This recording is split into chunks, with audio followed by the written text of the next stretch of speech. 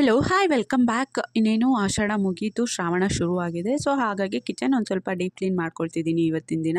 ದಿನಸಿ ತುಂಬಿಸಿಟ್ಟಿರುವಂತಹ ಬಾಕ್ಸಸ್ನೆಲ್ಲ ಕೆಳಗಡೆ ಇಳಿಸಿ ಆ ಸೆಲ್ಫ್ನೆಲ್ಲ ಕ್ಲೀನ್ ಮಾಡಿಕೊಂಡು ಮತ್ತೆ ಬಾಕ್ಸಸ್ನೆಲ್ಲ ರೀಸೆಟ್ ಮಾಡಿದೆ.